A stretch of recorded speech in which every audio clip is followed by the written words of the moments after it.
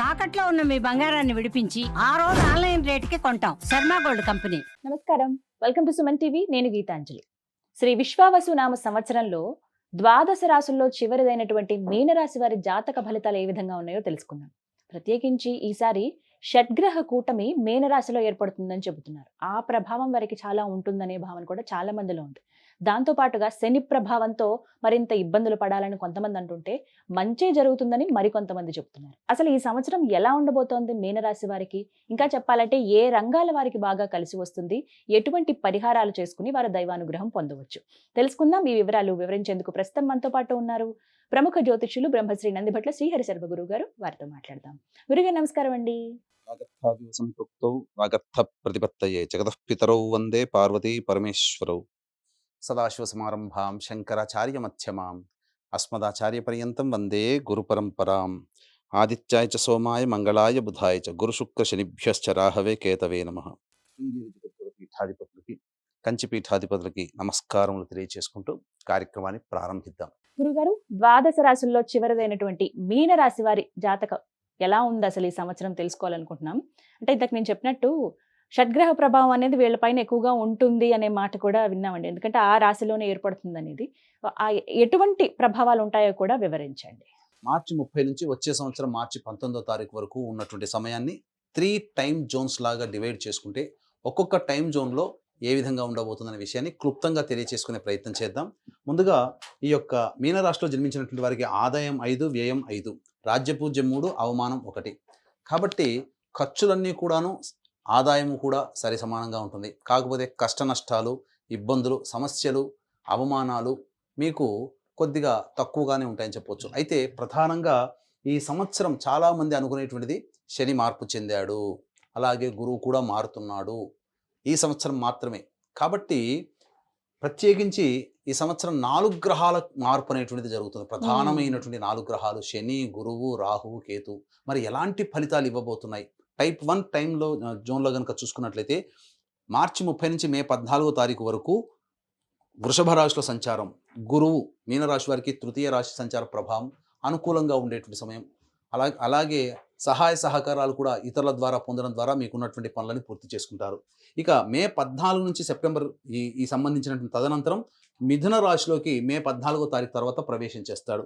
అంతేకాకుండా మార్చి 29వ తారీఖు రోజున మీనరాశిలోకి శని సంచారం చేస్తూ జూలై 12వ తారీఖు వరకు మీనరాశిలోనే స్థితి పొంది ఉంటాడు. కాబట్టి ఈ యొక్క జన్మశని ప్రభావం కూడా ఈ మీనరాశి వారికి ఏర్పడుతున్నటువంటి కారణం చేత ప్రధానంగా మే 14 వరకు గురువు అనుకూలం, తదనంతరం గురువు కూడా అనుకూలంగా ఉండడు, అలాగే శని సంపూర్ణంగా అనుకూలంగా ఉండడు. ఈ కారణం చేత చికాకుల సమస్యలు ఉంటాయి. కాకపోతే గురు ప్రభావం వలన విద్యార్థులకి మాత్రము కొంతవరకు మంచి జరిగేటువంటి అవకాశం గోచరమవుతుంది. కాబట్టి జాగ్రత్తలు పాటించండి. సమయం అనుకూలంగా లేదు. ఇక టైప్ 2 జోన్లో కనుక చూసుకున్నట్లయితే మే 14 నుంచి సెప్టెంబర్ 27 వరకు మిథున రాశిలో సంచారం చేస్తుంటాడు. కాబట్టి ఈ మే 14 నుంచి 27వ తారీఖు సెప్టెంబర్ వరకు కూడా గురువు అనుకూలంగా లేదు. కాబట్టి చికాకులు, ఇంటా బయట సమస్యలు పెరుగుతాయి, అందులో సందేహం లేదు.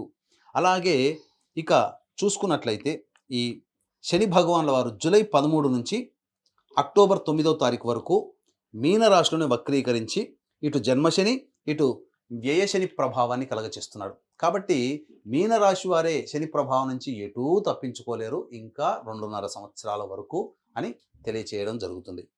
ఇక అక్టోబర్ 10వ తారీఖు తర్వాత కుంభరాశిలో వక్రీకరించి ఉంటాడు. అనగా వ్యయశని ప్రభావం, అసలు ప్రభావం ప్రారంభమవుతుంది. కాబట్టి ఏమవుతుంది? టైప్ 2 జోన్లో సెప్టెంబర్ 27 వరకు, మే 14 నుంచి సెప్టెంబర్ 27 వరకు అనుకూలంగా లేదు. ఈ కారణం. అలాగే ఈ సంవత్సరం మొత్తం కూడా శని అనుకూలంగా లేడు, గురువు కూడా అనుకూలంగా లేని కారణం చేత సెప్టెంబర్ 27 వరకు, మే 14 నుంచి సెప్టెంబర్ 27 వరకు జాగ్రత్తలు పాటించండి. ప్రధానమైన నిర్ణయాలు తీసుకోకండి. ఈ మే 14 నుంచి సెప్టెంబర్ 27 లోపల స్థాన మార్పు, ఉద్యోగ మార్పు, వ్యాపార మార్పు, వృత్తిలో నిలకడలేకపోవడము, అంతేకాకుండా ప్రధానముగా స్థల మార్పు కూడా సూచించబడుతుంది. కాబట్టి అన్నిటికీ సిద్ధంగా ఉండే ప్రయత్నం చేసుకోండి. టైప్ 2 జోన్లో సెప్టెంబర్ 28 నుంచి నవంబర్ 12 వరకు కర్కాటక రాశిలో సంచారం చేస్తుంటాడు. అలాగే నవంబర్ 12 నుంచి కర్కాటక రాశిలో వక్రీకరించి డిసెంబర్ 26 వరకు ఉంటాడు. అంటే సెప్టెంబర్ 28వ తారీఖు నుంచి డిసెంబర్ 26వ తారీఖు వరకు గురుడు కర్కాటక రాశిలో సంచారం చేస్తూ సంపూర్ణమైనటువంటి అనుకూలత ఇస్తున్నాడు. కాబట్టి ఇదొక్కటే ఈ 2026 సంవత్సరం మార్చి 19వ తారీఖు వరకు, అనగా 2025 మార్చి 30 నుంచి 2026 మార్చి 19వ తారీఖు మధ్యకాలంలో ఏది బాగుంటుంది ఈ విశ్వావసునామ సంవత్సరంలో అంటే సెప్టెంబర్ 28 నుంచి డిసెంబర్ 26 వరకు, అలాగే మార్చి 30, ఈ సంవత్సరం మార్చి 30 నుంచి మే 13 వరకు ఉన్న సమయం గురుడు సంపూర్ణంగా అనుకూలంగా ఉంటాడు. కాబట్టి ఏవైనా కానీ ధనపరమైనటువంటి సమస్యలు ఏవైతే ఉంటాయో అవన్నీ యోగిస్తాయి ఈ చెప్పినటువంటి సమయంలో. కానీ మే 14 నుంచి సెప్టెంబర్ 27వ తారీఖు వరకు మాత్రం అనుకూలంగా లేని కారణం చేత ధనపరమైనటువంటి నష్టములతో పాటుగా కింది స్థాయి ఉద్యోగస్తులతో ఇబ్బందికర పరిస్థితులు అనేటువంటి ఎదుర్కొంటారు. కాబట్టి జాగ్రత్తలు పాటించండి. డబ్బులు అప్పుగా ఎవరికి ఇవ్వకండి. అలాగే వ్యాపార విస్తరణ, ఉద్యోగ మార్పు ఇటువంటి సమయాలు అనుకూలంగా ఉండవు కాబట్టి జాగ్రత్తలు పాటించండి. ఇక టైప్ 3 జోన్లో కనుక చూసుకుంటే యాస్టీస్గా ఈ సంవత్సరం మొత్తం కూడా శని భగవాన్ల వారు మళ్ళీ ఏలినాటి శని ప్రభావంలోనే ఉంటారు. ఇక డిసెంబర్ 27 నుంచి మార్చి 14వ తారీఖు వరకు ఏం జరగబోతుంది? మిథున రాశిలో వక్రీకరించి ఉంటాడు. కాబట్టి డిసెంబర్ 27 నుంచి మార్చి 14 వరకు కూడా గురువు మిథున రాశిలో ఉన్న మళ్ళీ యోగిస్తాడు. అంటే గడ్డు కాలం వల్ల మే 14 నుంచి సెప్టెంబర్ 27 వరకు. ఇక సెప్టెంబర్ 28వ తారీఖు నుంచి వచ్చే సంవత్సరం వచ్చే ఉగాది వరకు కూడా గురువు సంపూర్ణంగా యోగిస్తాడు. కాబట్టి జాగ్రత్తలు పాటించడం. కానీ శని మాత్రం అన్ని వేళలా ఇబ్బందికర పరిస్థితులు. కాకపోతే ఒక గొప్ప యోగం ఏంటంటే వివాహం కాని అబ్బాయిలకి అమ్మాయిలకి మాత్రం వివాహం జరుగుతుంది. ఇల్లు కట్టుకోవాలనే చిరకాల వాంఛ ఈ యొక్క శని ప్రభావం వల్ల వీరు పొందుతారని చెప్పవచ్చు. ప్రత్యేకించి మీనరాశి మహిళలకు ఎలా ఉంటుంది గురుగారు? ప్రధానంగా మహిళలకు అనుకున్నది ఒకటి, జరిగేది ఒకటిగా ఉంటుంది. గతంలో గౌరవం ఇచ్చిన వాళ్ళే ఈ సంవత్సరం మహిళలకి అవమానపరుస్తారు. ముఖ్యంగా మీ ముందు నవ్వుతూ ఉండి మీ వెనకాల గోతులు తవ్వే వాళ్ళు ఉంటారు. అలాగే ప్రధానంగా విలువ లేని చోట ఉండాల్సినటువంటి పరిస్థితి ఈ మీనరాశిలో జన్మించినటువంటి వారికి గోచరం అవుతుంది. కాబట్టి జాగ్రత్తలు పాటించండి. ఎవరు మన వాళ్ళు, ఎవరు కాని వాళ్ళు అనే విషయాన్ని తెలుసుకోండి. అంతేకాకుండా గృహంలో చికాకులు పెరుగుతాయి, కుటుంబ సమస్యలు పెరుగుతాయి. అప్పటి వరకు మీ మాట విన్న పిల్లలు మీ మాట వినకపోవడం కానీ, అలాగే భర్తలు కానీ, ఇంటి పెద్దవాళ్ళు కానీ మీకు మాటకి ఎదురు మాట్లాడడం కానీ జరిగే అవకాశం ఉంటుంది. మహిళలకి ముఖ్యంగా వాద ప్రతివాదాలు ఎక్కువగా జరుగుతాయి. రాహు ప్రభావం కూడా అనుకూలంగా లేదు. మే 16వ తారీఖు నుంచి రాహు 12వ స్థానం, కేతువు 6వ స్థాన ప్రభావం చేత ప్రధానంగా దంపతుల మధ్య విభేదాలు వచ్చే అవకాశం ఉంది. కాబట్టి ఈ సంవత్సరం అంతా మహిళలు జీవిత భాగస్వామితో అనుకూలంగా ఉండే ప్రయత్నం చేయండి, తగ్గి ఉండే ప్రయత్నం చేయండి. అన్ని విధాలుగా ఆనందదాయకంగా ఉంటుంది. వివాహం కావాల్సినటువంటి అమ్మాయిలకి వివాహం అవుతుంది. సంతానాన్ని కోరేటువంటి మహిళలకి మాత్రం సెప్టెంబర్ 28వ తారీఖు తర్వాత సంతాన యోగ్యత సంపూర్ణంగా ఉంటుందని చెప్పవచ్చు. ఏ ఏ రంగాల వారికి ఈ సంవత్సరం ఎలా ఉండబోతుందండి? ప్రధానంగా విద్యార్థులకి శని రాహుకేతు ప్రభావం చేత జ్ఞాపక శక్తి తక్కువగా ఉంటుంది. కాబట్టి జ్ఞాపక శక్తి పెంచుకునే ప్రయత్నం, అనగా ఎక్కువగా కష్టపడడం ప్రయత్నం చేయండి. తప్పకుండా మంచి జరుగుతుంది. తరచూ ఈశ్వర ధ్యానం అనేటువంటిది చేసుకుంటే చాలా మంచి జరుగుతుందని చెప్పవచ్చు. ముఖ్యంగా రాజకీయ రంగంలో ఉన్నటువంటి వాళ్ళకి కాస్త ఒడిదుడుకులు తప్పవు. పేరు ప్రఖ్యాతుల కోసం ఎక్కువగా కష్టపడాల్సినటువంటి పరిస్థితి. అధికారులు అనగా ఉన్నత శ్రేణి వర్గంలో వాళ్ళ దృష్టిలో పడడం కోసం ఎక్కువగా డబ్బుని ఖర్చు చేయాల్సినటువంటి పరిస్థితి. కాకపోతే ఆశించి భంగపడడం కంటే ఏదో ఒక పదవితో సంతృప్తి పడడం చాలా మంచిదనేటువంటి విషయాన్ని ఈ యొక్క మీనరాశిలో జన్మించినటువంటి రాజకీయ ప్రముఖులు గుర్తుంచుకోవాలి. అంతేకాకుండా వ్యాపార రంగంలో ఉన్నటువంటి వాళ్ళకి మాత్రం మే 14 నుంచి సెప్టెంబర్ 27 వరకు మాత్రం అనుకూలమైన సమయము కాదు. ఈ సమయంలో నష్టాలు ఎదుర్కోవాల్సి వస్తుంది. కింది స్థాయి వ్యక్తులు సహాయ సహకారాలు అందించకపోవడం వల్ల ఎక్కువగా ఇబ్బందులు. ముఖ్యంగా డబ్బులు అడ్వాన్స్గా ఇవ్వడం ద్వారా వ్యాపారంలో నష్టాలు కానీ, ఎవరికైనా కానీ ఏదైనా లావాదేవీలు జరుపుకోవడానికి అడ్వాన్స్గా ఇచ్చినటువంటి డబ్బు మళ్ళీ తిరిగి రాకపోవడం అనేటువంటిది జరుగుతుంది. కాబట్టి డబ్బు విషయంలో జాగ్రత్తలు పాటించండి. రైతులు మాత్రం సాధారణమైనటువంటి ఫలితాన్ని పొందుతారు. గొప్పగా ఆదాయం అనేటువంటిది ఉండకపోవచ్చు. మిగతా సంబంధించినటువంటి సెప్టెంబర్ 28 నుంచి మిగతా సమయం అంతా కూడా ఈ ఫుడ్కు సంబంధించినటువంటి వ్యాపారస్తులు కానీ, ఎడ్యుకేషనల్ సంబంధించినటువంటి వ్యాపారస్తులు, అలాగే ఈ ఈ వ్యాపారస్తులు మాత్రం అనుకూలంగా ఉంటుంది. మిగతా వ్యాపారస్తులకి ఇనుముతో పనిచేసేటువంటి వాళ్ళు, లోహములతో పనిచేసేటువంటి వాళ్ళు, ఎడిబుల్ ఆయిల్స్‌కి సంబంధించినటువంటి వాళ్ళందరికీ కూడా అనుకూలంగా ఉండదు కాబట్టి జాగ్రత్తలు పాటించండి. ఏదైనా వ్యాపార విస్తరణకి మాత్రం అనుకూలము కాదు. ఫుడ్‌కి సంబంధించినటువంటిది, అలాగే ఎడ్యుకేషనల్, జ్యువెల్లరీ రంగంలో ఉన్నటువంటి వాళ్ళకి మాత్రం బావుంటుంది. ముఖ్యంగా బొటిక్ మరియు బ్యూటీ పార్లర్, అలాగే రెడీమేడ్ గార్మెంట్స్, సౌందర్య ఉత్పత్తి సాధనాలు, అలాగే ఈ బ్యాంగిల్ స్టోర్స్ నడుపుకునేటువంటి మహిళలకి మాత్రం చాలా అద్భుతంగా ఉంటుంది. మంచి ఫలితాలు పొందుతారని చెప్పవచ్చు. వృత్తుల్లో రాణిస్తారు. కాకపోతే కష్టములు ఎక్కువగా పడాల్సి వస్తుంది. ఈ సంవత్సరం అంతా ఎదుటి వాళ్ళని అంతగా గుడ్డిగా నమ్మి వ్యాపారంలో పెట్టుబడులు పెట్టడం కానీ, వ్యాపారం ప్రారంభించడం కానీ, వ్యాపార విస్తరణ కానీ చేయకుండా ఉండడమే మేలు. ఉన్నదాంతో సంతృప్తి పడే ప్రయత్నం మీనరాశి వారు చేస్తే ఆనందదాయకంగా ఉంటుందని చెప్పవచ్చు. మరి గురుగారు ఈ విశ్వావసునామ సంవత్సరంలో మీనరాశి వారు దైవానుగ్రహం పొందాలి అంటే గనక, అలాగే శని అనుగ్రహం పొందాలంటే గనక ఎటువంటి పరిహారాలు చేసుకోవాలండి? అవకాశం కుదిరినప్పుడల్లా నవగ్రహాల చుట్టూ శివాయ నమః అంటూ 27 ప్రదక్షిణలు చేసి శనికి తైలాభిషేకం చేసుకుంటుంటే చాలా మంచిది.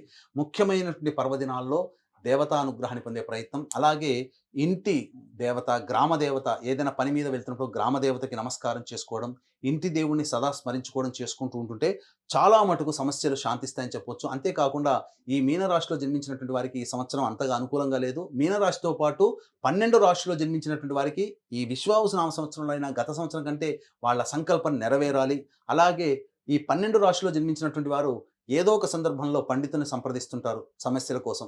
ఆ సమస్యలకి పరిహారంగా పండితులు ఎటువంటి పూజలు, హోమాలు చేయమని చెప్తారో అటువంటి కార్యక్రమాలన్నీ కూడా సకల దోష నివారణ పూజలు, హోమాలలో భాగంగా ఈ విశ్వావసునామ సంవత్సరం 12 నెలల పాటు ప్రతి నెల ఒక్కొక్క పుణ్యక్షేత్రంలో చక్కటి సకల దోష నివారణ, సంకల్ప సిద్ధి హోమాలు అనేటువంటివి చేయించడం జరుగుతుంది. ముఖ్యంగా మృత్యుంజయ హోమం చేయించడం జరుగుతుంది. ఇటువంటి కార్యక్రమం మహామహిమాన్వితమైనటువంటి సుప్రసిద్ధ కాశీ క్షేత్రంలో శ్రీకారం చుట్టబోతున్నాం. ఏప్రిల్ 18వ తారీఖు రోజున ప్రారంభించడం జరుగుతుంది.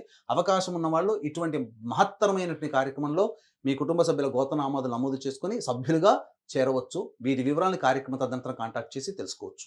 గురుగారు మీనరాశి వారికి ఏమైనా ముఖ్యమైన తేదీలు, ముఖ్యమైన సమయం అంటూ ఉందా ఈ సంవత్సరంలో? ఏమైనా పనులు చేయటానికైనా కావచ్చు, లేకపోతే జాగ్రత్త వహించాల్సిన సమయాలైనా కానీ వివరించండి. ముఖ్యంగా ఈ మీనరాశిలో జన్మించినటువంటి వారు ప్రధానంగా గమనించాల్సిన అంశం ఏంటంటే వాహనాన్ని నడిపేటప్పుడు కానీ, ఆరోగ్యపరంగా జాగ్రత్తలు తీసుకోవాల్సినటువంటి సమయం మాత్రం జూలై 27వ తారీఖు నుంచి అక్టోబర్ 25వ తారీఖు వరకు మధ్యకాలంలో జాగ్రత్తలు పాటించండి. వాహనం నడిపేటప్పుడు కుటుంబ సభ్యులతో కానీ, లేదా ఇంకా ఇతరత్ర ఏదైనా అనారోగ్య సమస్యలు కానీ ఈ మధ్యకాలంలో తలెత్తే అవకాశం ఉంది కాబట్టి జాగ్రత్తలు పాటించండి. వీటితో పాటుగా డిసెంబర్ 6 నుంచి వచ్చే సంవత్సరం జనవరి 14 మధ్యకాలంలో కూడా ఇటువంటి ప్రమాదాలు, ఆపరేషన్స్ జరిగే అవకాశం ఉంది కాబట్టి జాగ్రత్తలు పాటించండి. గురుగారు మరి ఉద్యోగస్తులకు ఎలా ఉండబోతుంది? నిరుద్యోగులు, అలాగే ఉద్యోగ మార్పులు చేద్దాం అనుకునే వాళ్ళు కావచ్చు, పదోన్నతులు పొందుదాం అనుకున్న వాళ్ళు కానీ ఈ సంవత్సరం ఏమైనా ఆశాజనకంగా ఉందా వారికి? తప్పకుండా ఉద్యోగస్తులైనా, వేరే సంస్థలో ఉద్యోగం కోసం ప్రయత్నం చేసేవాళ్ళు, నిరుద్యోగస్తులైనా, మంచి పదవి లభించాలనుకున్న కొన్ని సమయాలు మాత్రం చాలా అనుకూలంగా ఉంటాయి. ఆ సమయాలు ఏంటంటే ఈ సంవత్సరం మే 14 నుంచి జూన్ 14 మధ్యకాలము, అలాగే ఆగస్టు 17 నుంచి సెప్టెంబర్ 16 మధ్యకాలము, ఈ సంవత్సరం డిసెంబర్ 16 నుంచి వచ్చే సంవత్సరం మార్చి 13 మధ్యకాలము చాలా అనుకూలమైనటువంటి సమయం. ఈ సమయంలో మీరు ప్రయత్నాలు చేయండి, తప్పకుండా విజయాన్ని పొందుతారు. అంతేకాకుండా ఈ మీనరాశిలో జన్మించినటువంటి వారితో పాటుగా 12 రాశిలో జన్మించినటువంటి వారికి మీ యొక్క సంకల్పం నెరవేరాలి, ఈ సంవత్సరం మీ యొక్క జాతకరీత్యా ఉన్నటువంటి దోషాలు తొలగిపోయి మంచిగా ఉండాలి అని అనుకుంటే ఖచ్చితంగా ప్రతి నెల ఒక్కొక్క పుణ్యక్షేత్రంలో మా పీఠం ఆధ్వర్యంలో సర్వదోష నివారణ, సంకల్ప సిద్ధి హోమాలు అనేటువంటి చేయించడం జరుగుతుంది. దీనికి శ్రీకారం కాశీ క్షేత్రంలో ఏప్రిల్ 18వ తారీఖు రోజున చుట్టబోతున్నాం. కాబట్టి అవకాశం ఉన్న వాళ్ళు కార్యక్రమ తదనంతరం కాంటాక్ట్ చేసి ఇట్టి మహత్తరమైనటువంటి కార్యక్రమంలో సభ్యులుగా ఎలా చేరాలో పూర్తి వివరాలు తెలుసుకోవచ్చు. మొత్తంగా ఈ విశ్వావసునామ సంవత్సరంలో ద్వాదశ రాశుల్లో చివరిదైనటువంటి మీనరాశి వారి జాతక ఫలితాలు చక్కగా వివరించారు గురుగారు. ధన్యవాదాలండి. సర్వం శ్రీ ఉమామహేశ్వర పరబ్రహ్మార్పణమస్తు.